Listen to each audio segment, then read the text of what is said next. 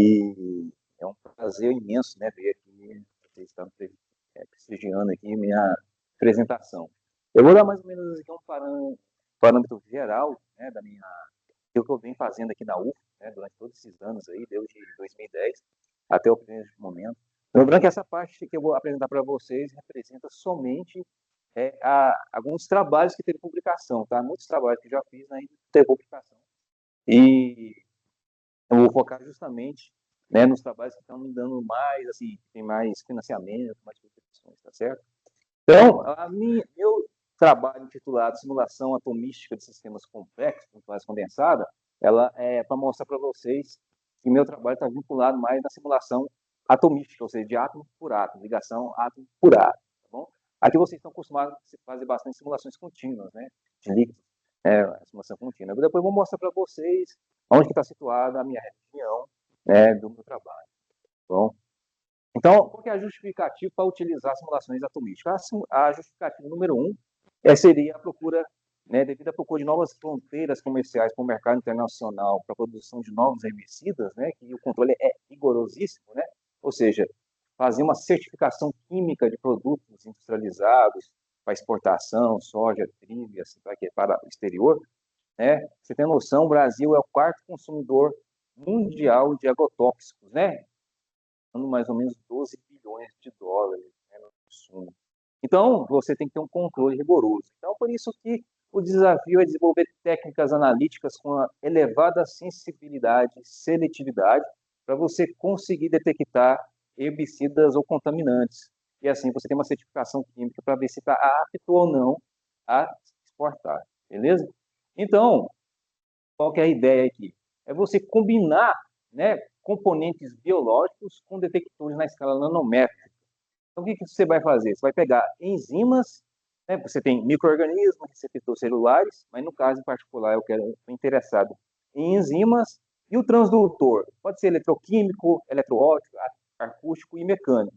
E vou escolher o mecânico. Então, enzimas junto com um transdutor mecânico para criar um novo biosensor com resposta mecânica devido à interação específica da enzima. A enzima ela tem uma sua especificidade, tá?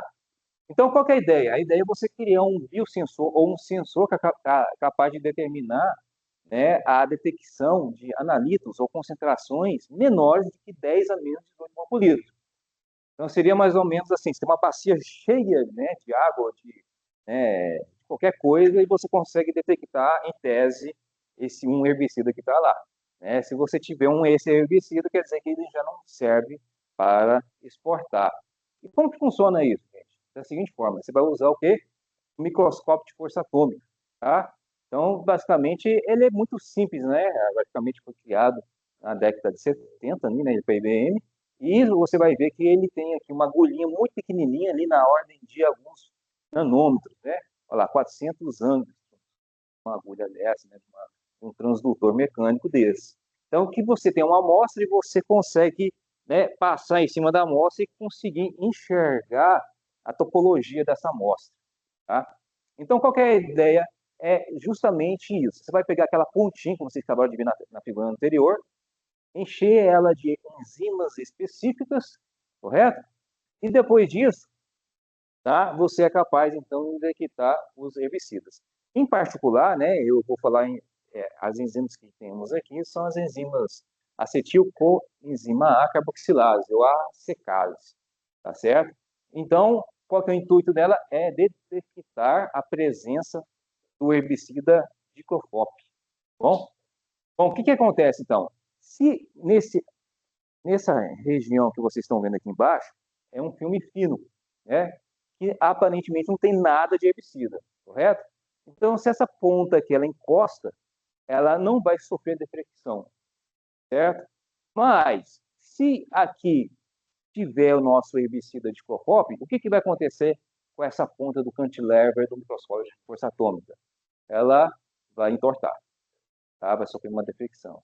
E com a diferença, o tanto que ela sofreu de fricção, você aplica a lei de Hooke, né? E você sabendo, obviamente, a constante do cantilever, que é fornecido pelo fabricante, o que acontece, então, você consegue calcular a força de interação, tá? Então, esse é o objetivo.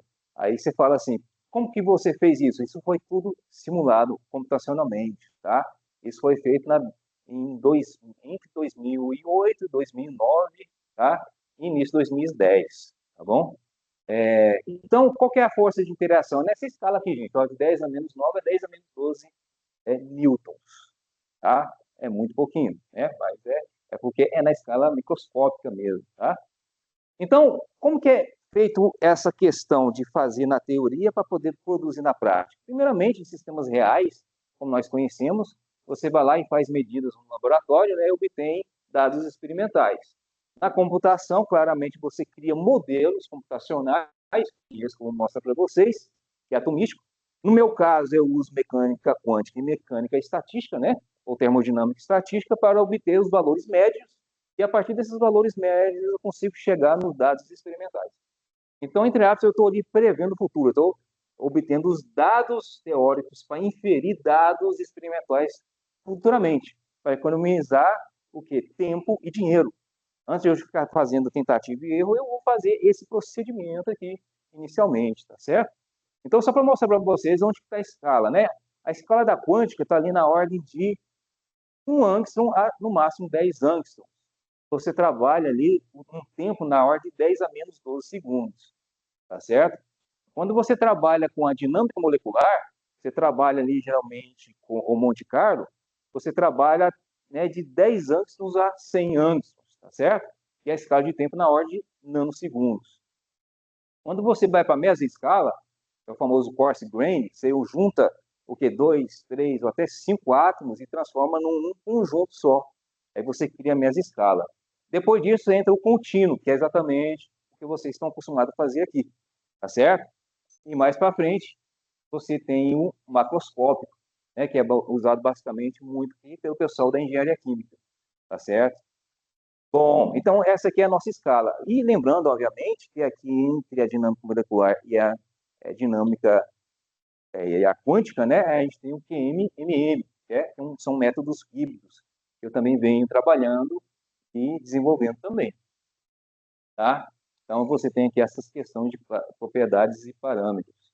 Então, a dinâmica molecular ela se baseia exatamente em você simular o sistema, né, usando a lei de Newton, né, força igual a massa vezes aceleração, tá certo? Só que você não discretiza totalmente os átomos, os elétrons. Então, você tem um modelo um pouco mais grosseiro, né? Então, a dinâmica molecular na ordem de 100 nanômetros, né, na ordem de escala de nanosegundos. Então, aqui tem um exemplo clássico aqui de um cristal de argônio, né, sendo bombardeado, né, por um átomo de argônio. Então, você tem mais ou menos um perfil desse nível. Então, você tem simulações na escala ali de integração de femtosegundos, que você consegue chegar até microsegundos, atualmente. Então, você tem essa disposição, você tem equações matemáticas que você embute dentro do computador para poder conseguir descrever a nossa realidade, certo? Aqui você tem exatamente alguns resultados, né, que eu já tenho publicado, mostrando exatamente que root mean square deviation, ou seja, raiz quadrada do desvio quadrático médio, em função do tempo, mostrando, né, aquela enzima que eu mostrei para vocês na conta do cantilever, do ponto de vista teórico, que o dímero ele é mais estável do que o monômero. Esse quer dizer esse gráfico. Então, quer dizer, então, que a estrutura mais adequada para você absorver na ponta do cantilever seria, então, um dímero. Tá? Então, esse gráfico significa isso. Então, como que é a cara de um dímero? Do ponto de vista estrutural e eletrostático. Você tem isso aqui, ó. Então, quer dizer, onde está vermelho é negativo, onde está azul é positivo. Tá certo? Então, você tem um perfil de reatividade. Para que serve isso? Para você entender aonde que você vai grudar essa enzima na ponta do cantilever, tá certo? Então, o que eu posso identificar que aqui é a nossa área de imobilização, tá? Por quê? Porque os sítios ativos estão aqui. Eles têm que estar longe da área de imobilização, tá bom? Aqui, você tem uma técnica de docking molecular que é para você identificar aonde, né, que o herbicida, nesse caso o diclofóbico, vai interagir, né, com as nossas enzimas, tá? Então, do ponto de vista geral, observe que coisa interessante. Uma vez que a gente conseguiu, né, criar, teoricamente, esses herbicidas, a gente tinha que partir para a parte experimental. Então, a parte teórica direcionou a construção desse biosensor de verdade. E aí, o que acontece? Se a gente pegar o diclofop, que é o herbicida analito de interesse, e pegar um que não tem nada a ver com aquela enzima particular, né, eu consegui prever isso, né, teoricamente, aqui você tem um dado, né, totalmente experimental, mostrando a força de interação em nanonewtons, tá, para a atrazina, e nesse lado aqui para o diclofop, certo? Mostrando que ela tem interação praticamente 3 vezes maior pelo diclofop. Então, isso confirma, então, a seletividade, tá certo? Aí você fala, como que a gente consegue ter uma correlação teórico-prática? A teoria que foi feita no computador mostrou que o biosensor é 3 vezes mais sensível ao diclofop do que a atrazina. Então, o experimento validou exatamente que a teoria é muito válida para você prever o futuro, para você criar novos materiais, tá certo? Bom, aí que tá. Uma vez que você determina exatamente a sensibilidade do sensor, você tem que tentar simular o máximo possível de propriedades mecânicas que estão dentro, né, como que vai funcionar de verdade isso na realidade. E é exatamente isso. Aí a gente vai ter que utilizar várias artimanhas, né, do ponto de vista microscópico, para poder tentar simular a nossa realidade. Foi exatamente isso que foi feito para você tentar retirar um herbicida de dentro da enzima para calcular a força e ver se isso bate ou não com um dado experimental, tá? Então, isso foi feito, um sisteminha, para você ter noção, aqui está a enzima, aqui mais ou menos esses pontinhos vermelho e branco, o vermelho é o oxigênio e o branquinho é hidrogênio, nada mais é do que moléculas de água, tá certo? Olha o tamanho do sistema, tá? Em termos de nanômetros, isso aqui é muito grande do ponto de vista microscópico. Então, tirando a água para ficar mais visível, você tem a enzima aqui, tá?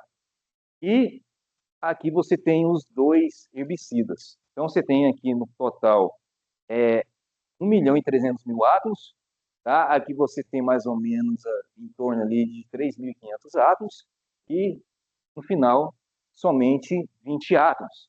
Como que funciona esse processo de simulação? Vou mostrar para vocês. Então, você está vendo aqui, ó, que você está vendo o herbicida sendo arrancado de dentro da enzima. Né? Então, quer dizer, quanto tempo demora para isso acontecer? Ó? Aproximadamente 1.000 segundos, né? 1 nanosegundo. É exatamente que reproduz esse gráfico aqui. Tá?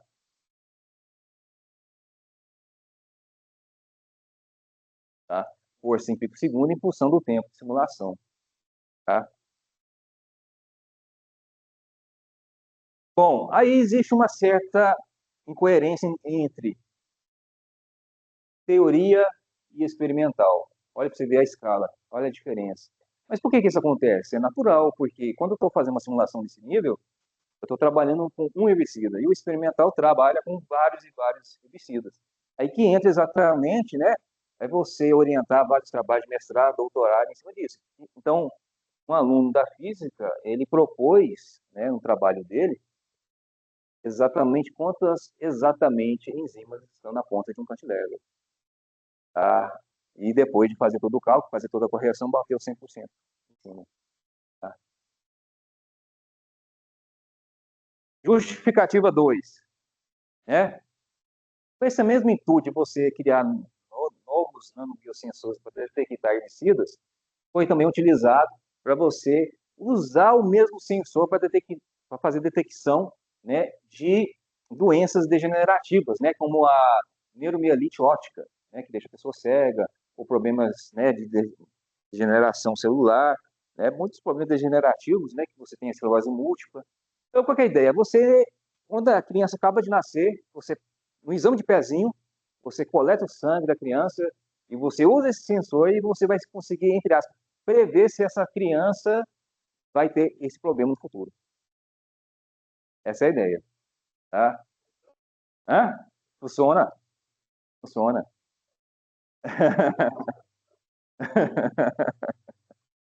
Pode sim. Tá? Tanto é que isso aqui foi o que resultou exatamente, né, tá, gente? Numa publicação lá em 2019, né? Tem muita gente que está aqui, por exemplo, o Gadmir está aqui, né? É um trabalho gigante, com muitas pessoas, tá? Então você tem ali um trabalho bem, bem amplo, tá certo? É, então a ideia é exatamente a mesma coisa, mesmo procedimento, mesmas ideias, tá? Você tem que obter o potencial eletrostático, região de mobilização, tá? Tudo isso. Aqui dentro, isso aqui é tudo do artigo, tá? Você mostrando como funciona o nosso detector, como funciona o funcionamento do sensor, tá certo? Justificativa 3, senão a gente vai demorar demais aí, mas passa do tempo, né? Justificativa 3 seria exatamente que usar um biosensor para detecção ou para classificar que doença que você tem. Será que eu estou com dengue? Será que eu estou com chikungunya? Ou será que eu estou com zika vírus? Quando você vai lá e faz o exame, você tem um resultado que o médico infere que é dengue, mas pode ser chikungunya, porque o resultado é tudo igual. Você não tem como distinguir, você não tem essa seletividade. Como esse biosensor ele é capaz de ser tão seletivo para identificar herbicidas e doenças degenerativas, então a gente pode utilizar então para tratar, ou melhor, né, identificar que doença você tem. Tá? Isso aqui foi uma tese de doutorado que eu orientei, tá? E você ter noção como que é complexo a nossa enzima que a gente tem que imobilizar na ponta do FM, né? Lembrando que esse trabalho aí, a gente não conseguiu ainda gerar o sensor experimental, esse foi só um trabalho teórico, né? Mas aí, o próximo passo agora é a gente fazer a parte experimental. Lembrando que eu não sou responsável pela parte experimental, então, tá? Então, preciso de alguém que encabece, então, a parte da fabricação do sensor, tá certo? Então, esse aqui mostra exatamente isso, né? O que acontece? Todo o processo, né, bioquímico de replicação do vírus, né? Da, é, da dengue, da chikungunya e tudo mais, tá certo? Então, qual que é a grande é, dificuldade desse sensor e por que ele não foi feito até o momento? Porque é interação proteína, né, anticorpo, antígeno anticorpo, na verdade, tá, gente? Antígeno anticorpo. Né? E aqui temos a ideia, a representação do anticorpo. São estruturas extremamente gigantes e, infelizmente, muito caras. Então, quer dizer, por que não foi feito experimentalmente até hoje? Né? Por causa do custo, tá certo? Do custo, é muito elevado. Então, imagina, você vai fazer um exame de sangue para ver se você tem dengue, zika ou chikungunya. Aí você vai pagar o quê? 5 mil, 7 mil reais?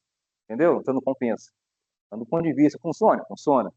Mas do ponto de vista prático e econômico, é viável? Aí não compensa. Se você for um milionário, um bilionário, né? Compensa você gastar ali uns. Isso é pouca coisa, né? Entendeu? Então, essa é a ideia. Então, esse aqui eu mostrei exatamente uma técnica que a gente usou inicialmente, é o DOC molecular proteína-proteína, que nos ajudou bastante ali a ter uma ideia de como que é essa interação antígeno-anticorpo, tá? Então, você tem alguns resultados aqui mostrando que o antígeno-anticorpo, em particular, né, para a dengue e para a zika vírus, mostrando que o anticorpo para a zika funciona exatamente, né, por antígeno da zika. Então, mostrando que o sensor na teoria funciona. Então a gente pegou aquelas ideias do biosensor para herbicidas, do biosensor para a detecção de doenças degenerativas, e a gente aplicou então para a dengue, né, zika vírus e chikungunya. Bom, então, mais uma vez, tá? Agora vou mostrar para vocês aqui algumas publicações que eu tenho feito, ali de 2011, e esse aqui é um livro, né, na verdade, um capítulo de livro, né, que eu publiquei, fechando ali a ideia do biosensor, tá certo? Bom, justificativa número 4.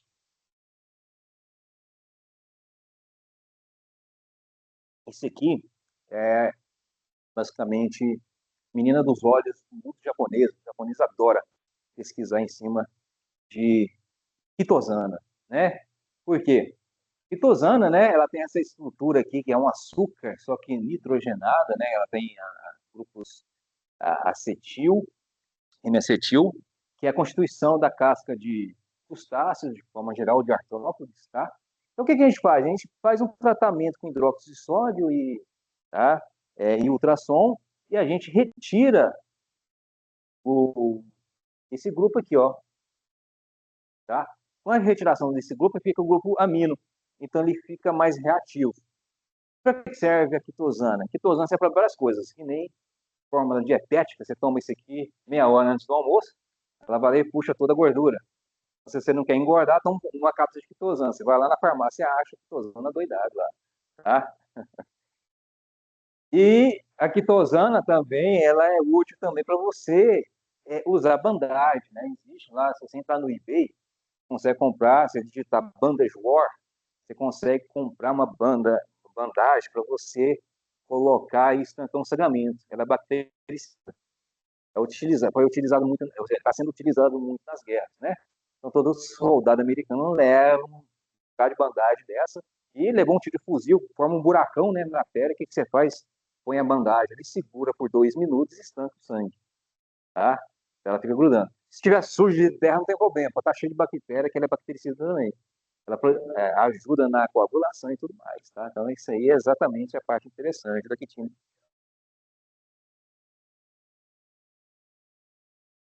Exatamente. É. Bom, isso aqui, gente, é uma visão microscópica e molecular da quitosana, tá? Esse trabalho eu estou indo mais do presente para o passado. Isso aqui eu comecei a desenvolver isso aqui durante meu doutorado. É o período que eu estava lá nos Estados Unidos, tá? E meu orientador lá falou o seguinte: nossa, a gente conseguiu enxergar direitinho como que a quitosana ou a quitina constitui as cascas de crustáceos e tudo mais, né? E aí eu falei, vou mandar então para uma revista de impacto ali razoável, né? Nota 7 ali mais ou menos, só que ela é experimental. Mandei, eu praticamente falando assim que todo o que o pessoal fala até o momento sobre entendimento de como esses biopolímeros estão na natureza está tudo errado. Aí eu falei assim, que está tudo errado. Aí o pessoal, os referidos, aí matando em cima de mim, me xingando de tudo quanto é nome, tá? Eles recusaram de cara, assim, né?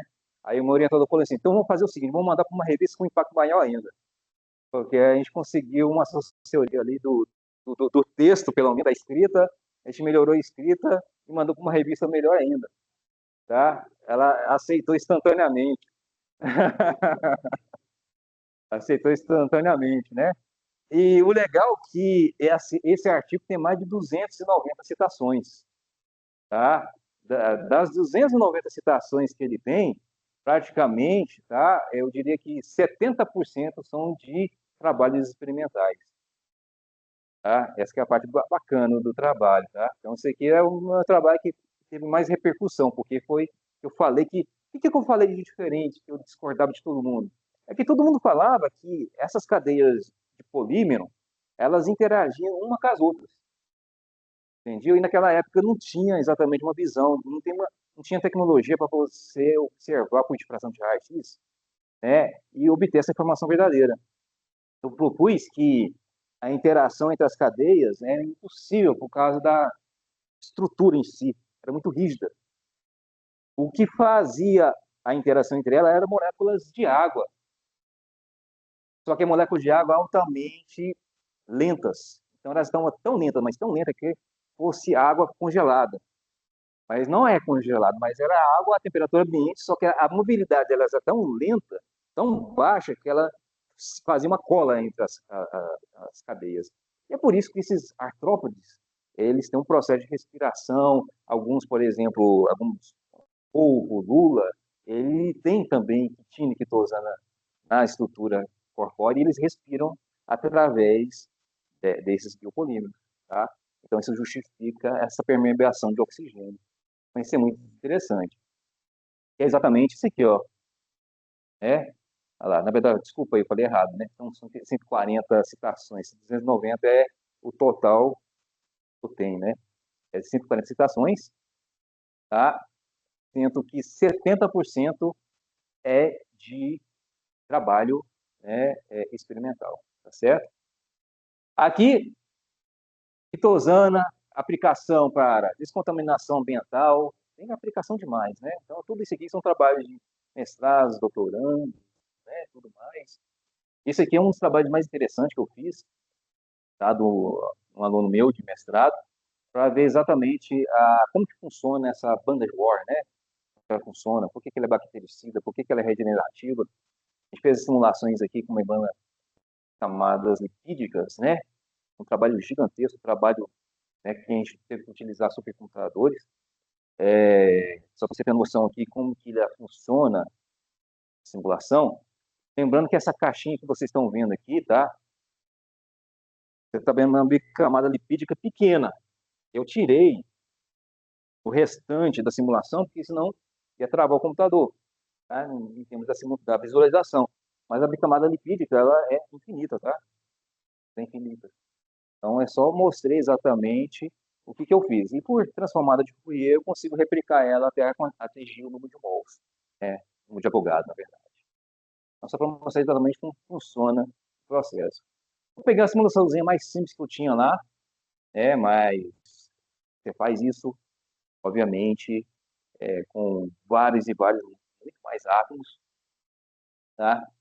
E aqui, mais ou menos, tá? Tem ali uns 3 milhões de átomos, simulação de 3 milhões de átomos, uma quantidade grande. Eu também omiti as moléculas de água, tá? Para facilitar, tá? De forma geral.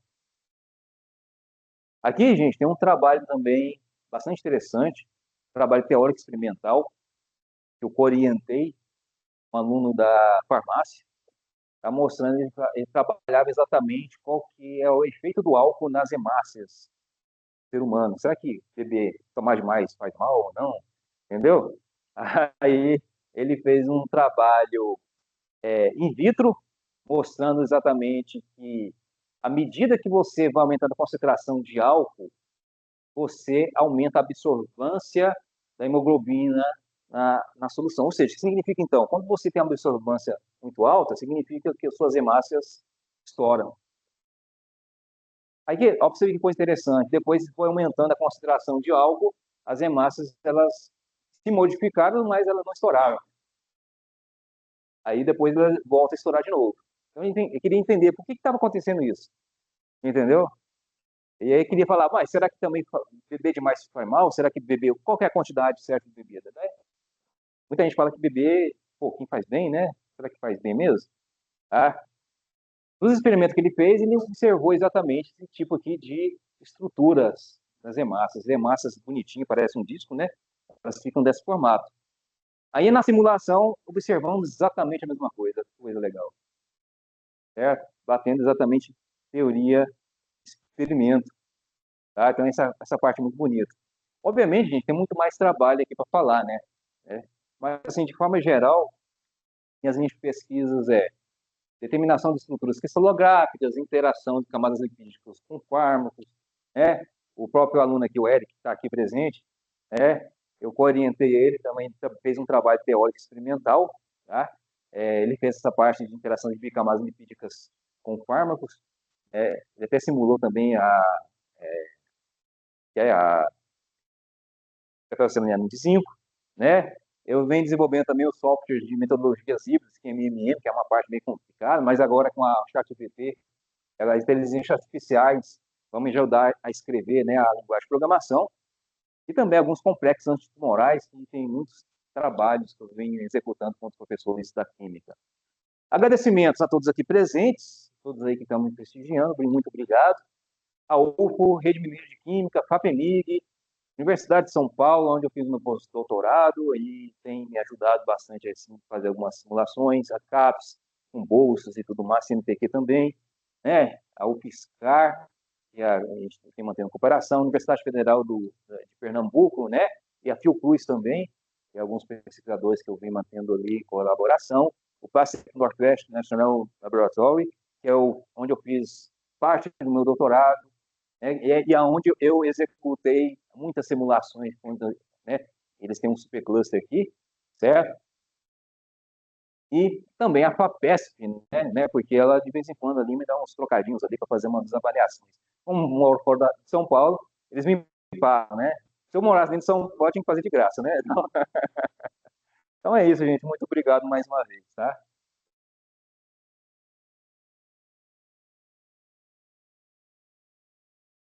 Pessoal, alguém tem alguma dúvida?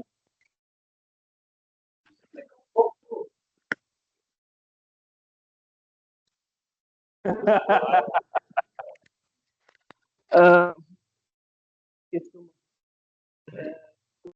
Eduardo, parabéns pela apresentação. Eu gostei bastante. Estou impressionado. Eu obrigado. ia eu ia te pedir para explicar um pouco mais sobre como funciona essa modelagem de moléculas, né? Isso daí é simulação molecular, essencialmente. Isso. Na verdade, ela é baseada aqui nos prêmios Nobel de 1998 e de 2003. É recente assim? Exatamente. São exames recentes. Você vai ver exatamente, eles ganharam o prêmio devido à explicação, por exemplo, aqui o filme não rodou, tá? Da simulação de canais iônicos que está dentro da membrana celular. E como que funciona isso? Na verdade é o seguinte, você vai pegar os átomos, atomístico. Primeiramente, você pega os átomos como se fosse esferas indivisíveis, assim, o modelo de Dalton mesmo, normal. Aí você liga molas entre elas. Você tem um potencial, né, harmônico, né, que é um potencial quadrático, harmônico, que vai descrever uma ligação química. Então, todo átomo ele não é exatamente uma vareta rígida. Ele fica movimentando o tempo todo. Assim como você tem, vamos imaginar que isso aqui são 3 átomos, né? Então ela fica fazendo isso, os átomos ficam fazendo isso, e também as moléculas elas se torcem, né? Elas se torcem desse jeito. Então vamos imaginar que aqui nesse ponto, e aqui são átomos. Então eles sofrem esse movimento rotacional, tá? Então você coloca equações matemáticas, no caso a torsional são séries de cossenos, tá? Somatório de cossenos, para você descrever esse movimento rotacional. É harmônico também esse abre e fecha das ligações químicas, e esse movimento também é harmônico. É kx quadrado, né? O meio de kx quadrado. Não chega a colocar modelo de arrasto, não, né? Não. Aí o que acontece? Você pega isso tudo e cada sistema ele tem cargas, né, podendo ser iguais, positivos ou negativos. Aí você põe potencial de Coulomb, né? Potencial de Coulomb é 1 sobre 4 pi epsilon, que é o quadrado sobre R, para você descrever a interação eletrostática entre os átomos. Isso deve ser pesado. Sim, a quantidade. É por isso que uma simulação, para você simular mais ou menos ali 10 nanosegundos, tá? Num computador muito usual do dia a dia, ali com 24 processadores e 64 GB de RAM, você gastaria mais ou menos 6 meses, certo? Normalmente. Então, por isso que você precisa de clusters para poder fazer uma quantidade gigantesca de cálculos, porque a combinação é monstruosa, ainda mais se a quantidade de átomos é grande. O problema é esse campo eletrostático aí, que ele tem que comunicar um átomo aqui com um átomo que está lá do outro lado, desse difícil. Boa pergunta essa, porque, na verdade, a gente tem umas truncagens, a gente trunca as equações, porque senão, literalmente, ia ser exponencial em infinitos cálculos. Aí a gente trunca no seguinte, a gente faz uma espécie de um raio de corte, a gente faz uma esfera de corte ao redor do átomo de interesse.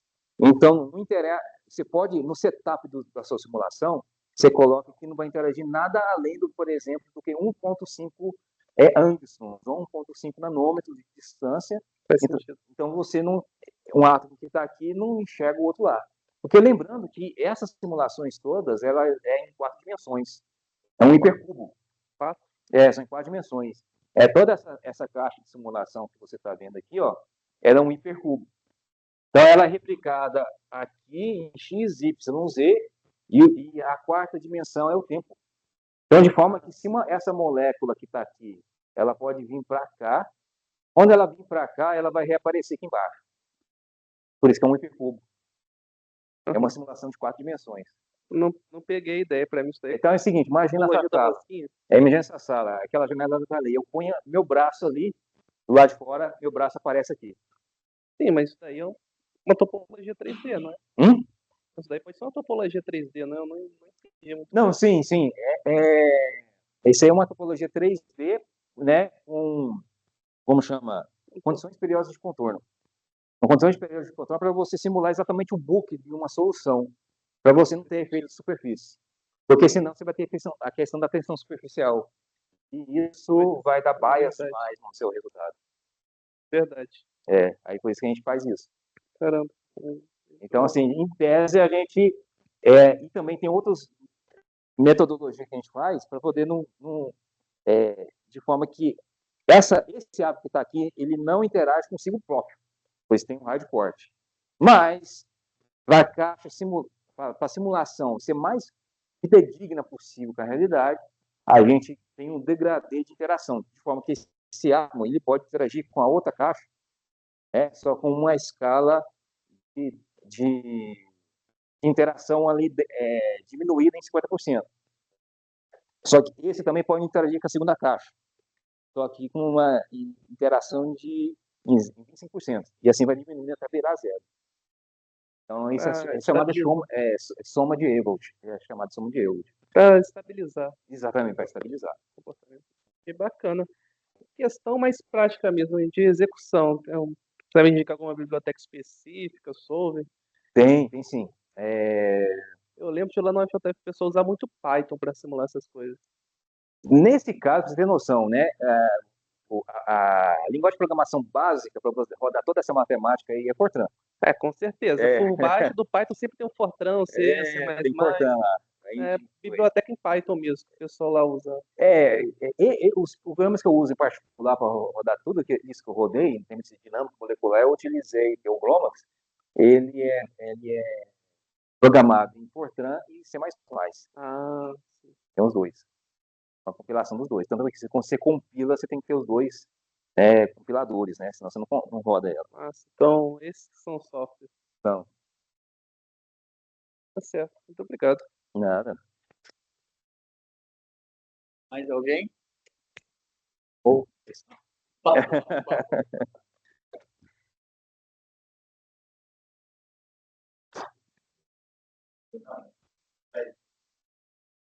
Primeiramente, boa tarde, professor Eduardo. Boa tarde. Tive o privilégio de ter aula com o senhor no primeiro período. Eu lembro. Então, bom revê-lo novamente. Eu gostei muito de uma figura que você colocou, que mostra as escalas, né, a evolução das escalas e em função de cada problemática, né? Aí, assim, nós aqui que somos, vamos dizer assim, uma escala mais macro, né? Isso. Exatamente. Macro, essa aqui. A gente está dali para frente, né? Isso, exato. E você está explorando aquele mundo ali mais exatamente, daqui para baixo. Gostaria de saber, assim, só por curiosidade mesmo, vocês chegam a ter que mexer com equação de Maxwell, aquelas coisas? Sim, que é exatamente nessa parte aqui, essas duas partes, a gente mexe com a distribuição de Maxwell, né? É tudo estatística, né? Tudo distribuição de termodinâmica estatística. Tanto a gente faz as médias dos átomos, e a partir das médias a gente faz réplicas, várias réplicas, para conseguir reproduzir a realidade. Então a estatística ali a gente está usando o tempo todo. O meio de Maxwell é a principal. Imagino. Parabéns pela apresentação. Obrigado. Eduardo, parabéns e obrigado aí pela apresentação no laboratório. Uma curiosidade. Nós trabalhamos a nível do contínuo. Sim. E as nossas formulações supõem, então, que a matéria, qualquer que seja composta de partículas. Quando nós falamos partícula, é um aglomerado de moléculas. Sim. Que atende à hipótese do contínuo. Quando nós fazemos, então, a formulação, fica algo em aberto, que a gente precisa representar a movimentação das moléculas entre uma partícula e outra, né? E a gente modela isso a nível, usando a noção de tensão viscosa, né? E mede uma viscosidade para fechar esse modelo, né? Isso porque, na verdade, a gente supõe que o nosso contínuo é composto de moléculas. Sim. Bom, agora se nós descemos a nível molecular, aí a gente, olhando o modelo padrão da física, né? Na verdade, uma molécula é composta de coisas bem menores, né? Exato. Um átomo é composto de coisas bem menores.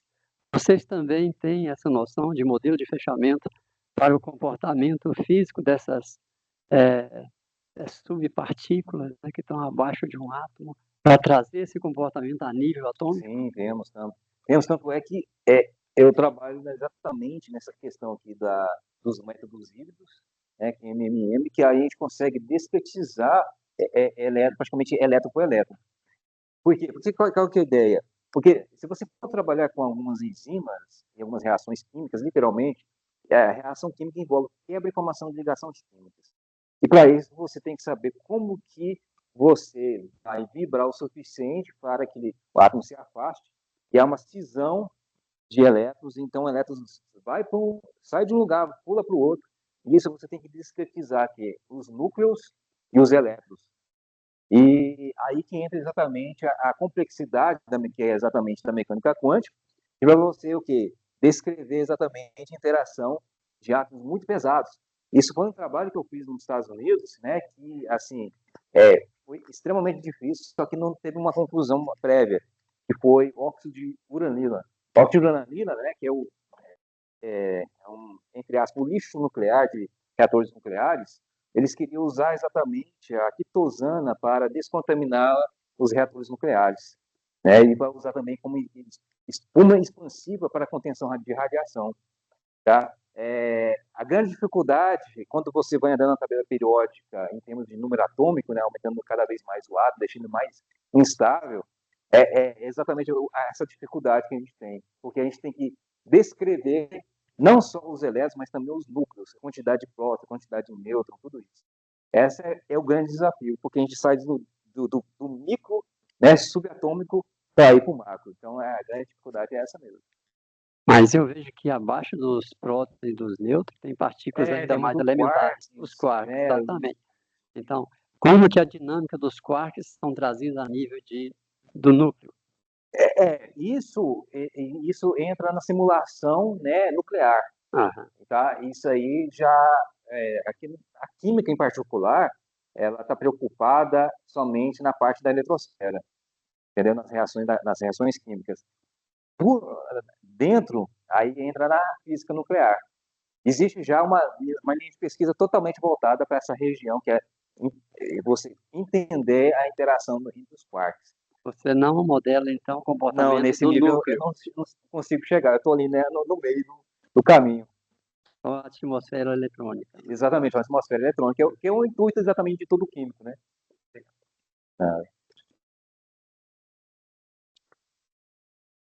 Boa tarde, professor Eduardo. Eu gostaria de saber qual é a viabilidade da gente fazer a simulação na bicamada de uma nanopartícula conjugada. Se isso vai ficar muito pesado, se tem um poder computacional aqui na UF para poder realizar isso, ou teria que ser repassado? Então, factível é totalmente, né? Isso aí não é possível, tanto é que tem muitos grupos de pesquisa que até simulam um vírus inteiro, né? Já simularam o capsídeo do HIV inteiro, para entender como que ele funciona, e para você tentar criar ali uma droga definitiva para destruir o HIV. E é factível, totalmente factível, você só precisa de um supercomputador, né? Obviamente, com a ajuda do Guedes Miller, da mecânica, né, do São João, né, a gente conseguiu ali, né, um computador para poder substituir o que está aqui estragado, né? E a ideia é a gente poder fazer simulações desse nível, né? Conseguir simular isso aí desse tipo. E não só para isso, né? Simulações também em comparação para todo mundo aqui da mecânica, que é exatamente simular o processo que é feito dentro de motores, né? A queima de combustível. Então a gente vai simular exatamente qual que vai ser os resíduos liberados do ponto de vista químico e que você só consegue enxergar e visualizar utilizando escala quântica. E existe a possibilidade da gente poder reproduzir essa nanopartícula do zero, de maneira computacional, sem precisar fazer a síntese dela e depois fazer toda a... poder caracterizar ela, né? Sim, claro. De forma computacional também. Claro. Do ponto de vista econômico, né, você dar manutenção no computador é muito mais barato.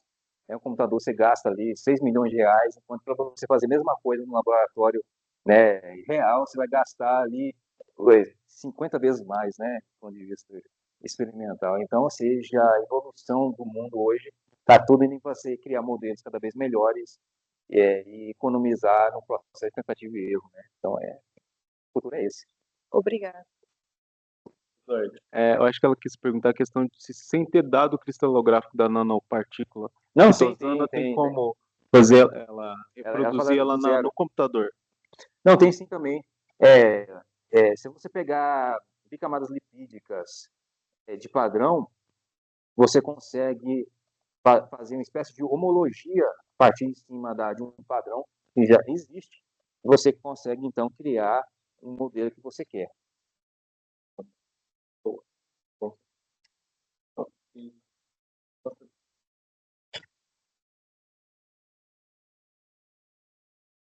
Olá, professor.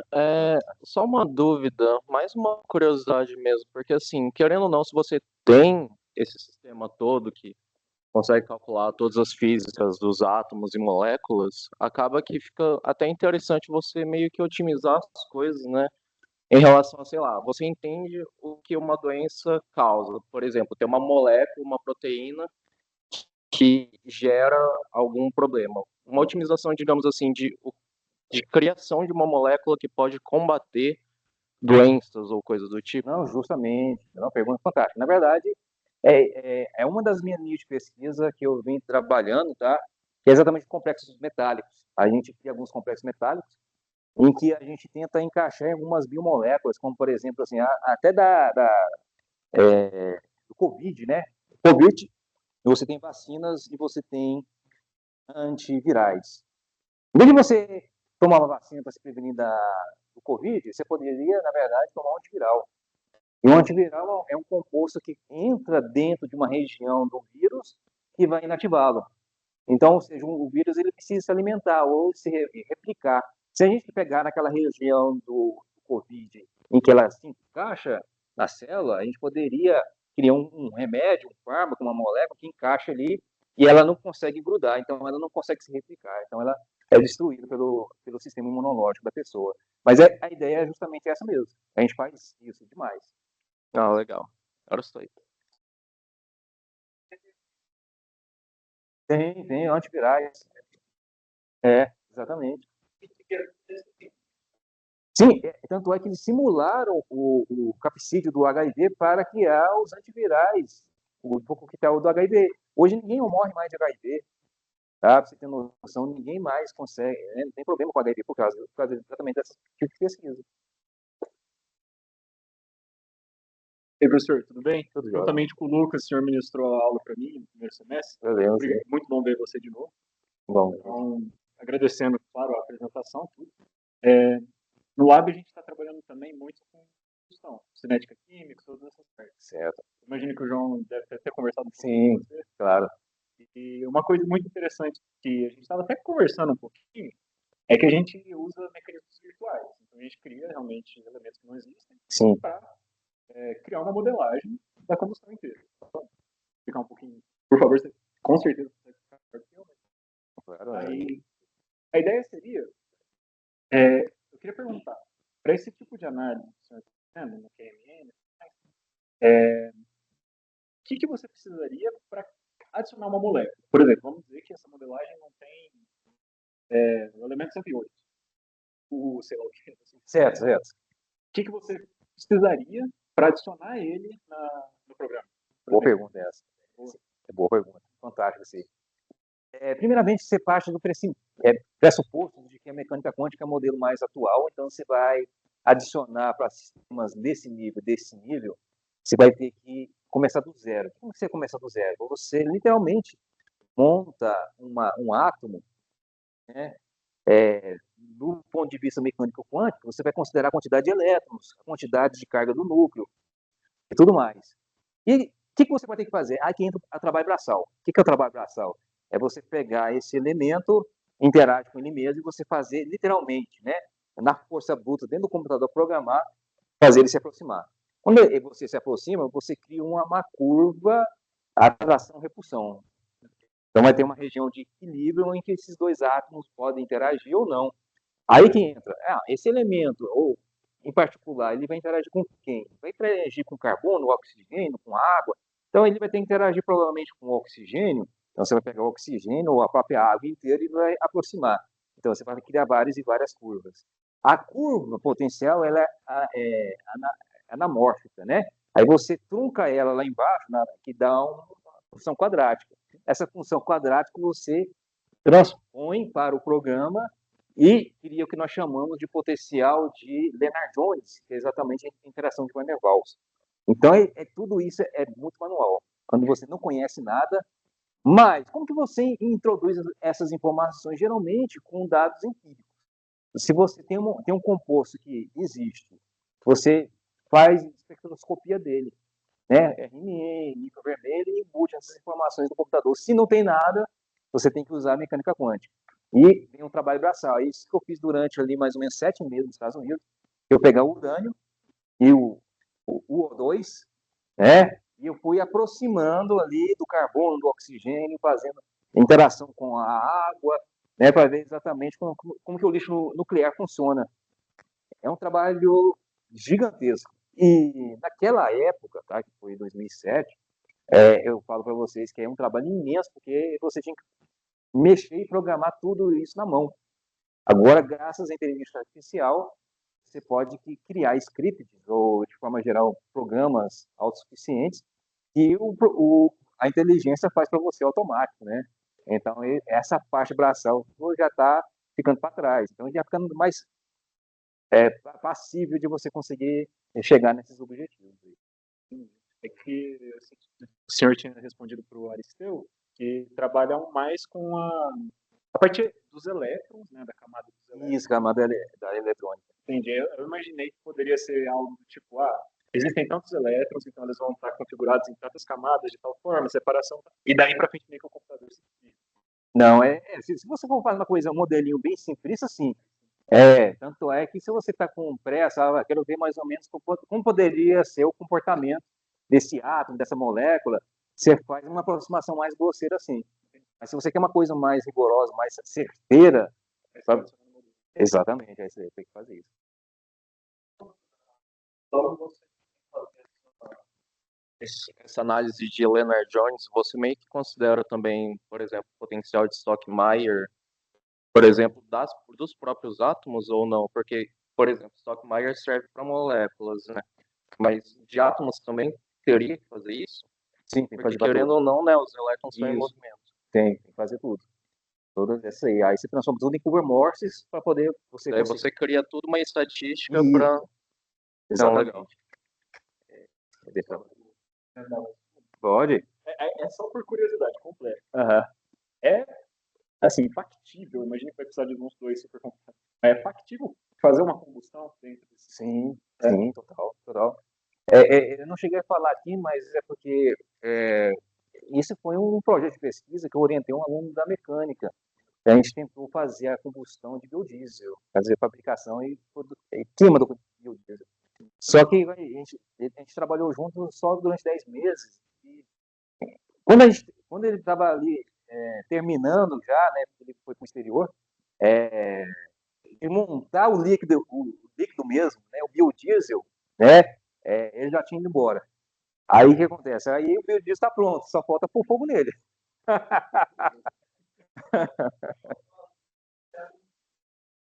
Não, é no DC mesmo.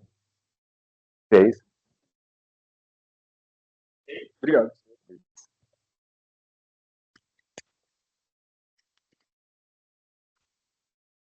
Boa tarde, professor. É mais uma curiosidade, né? Tipo, eu vi aquelas formas das enzimas, proteínas, alguns polímeros aí. Isso daí vocês têm alguma biblioteca ou só trabalham com biblioteca mesmo? Sim, tem várias bibliotecas. Você tem na internet uma quantidade gigante de bibliotecas capazes de descrever essas interações. Isso é chamado de campo de força. Tá? Isso é chamado de campo de força. Literalmente, que nem um campo de força mesmo, na ficção científica, que você protege, né, que tem um campo, um campo de interação. Existem vários campos de força. Campo de força Gromax, campo de força Amber, campo de força Charme, né? Tem de cada universidade, né? Tem de Harvard, tem, né, de Uppsala, cada universidade praticamente tem um campo de força específico que eles desenvolvem para a aplicação que eles querem. Entendeu? Então, assim, o banco de dados hoje da internet é monstruoso e gigantesco. Então, você está bem servido para poder descrever a maior parte das coisas. Hoje está muito mais fácil mesmo. Entendi. Tipo, para adicionar então uma enzima, qual seria o procedimento para inserir isso em uma biblioteca? Então, Você- não é tão difícil, tá? Quem tiver até interesse em ver como que funciona todo esse procedimento que eu venho fazendo, se você digitar Grummax Tutorial, lá, né, no Google mesmo, o primeiro link que você vai ter lá, e ele explica passo a passo. O que você faz a priori? Você pega o Protein Data Bank, né, o PDB, de uma estrutura enzimática, joga para dentro do software. O software, se ele existe o código de cada aminoácido, arginina, glicina, e o software, ele entende que aquilo lá são aminoácidos. E dentro do banco de dados dele, ele consegue ler a sequência de aminoácidos e, a partir da estrutura de PDB, que é onde dá as posições atômicas, né, ele consegue transpor isso para dentro do software.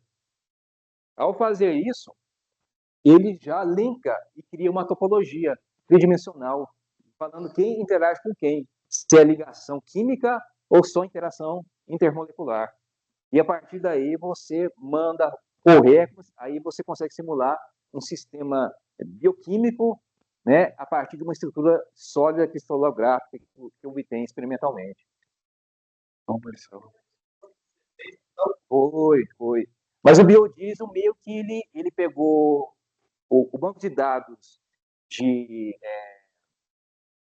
hidrocarbonetos, de forma geral, né, e foi montando e colocando ali no finalzinho ali o éster, que é para o biodiesel.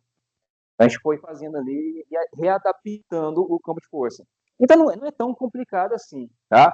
Só que você tem que ter um certo rigor, um certo conhecimento para ver que, de repente, você vê uma estrutura ali de uma ligação que tem dupla, ela não pode formar ali um tetraedro, né? Então você tem que ter uma noção básica ali de ligação química para não, né, acontecer alguma coisa meio ilógica, né? Exatamente. Muito obrigado, meu. Até mais. Obrigado.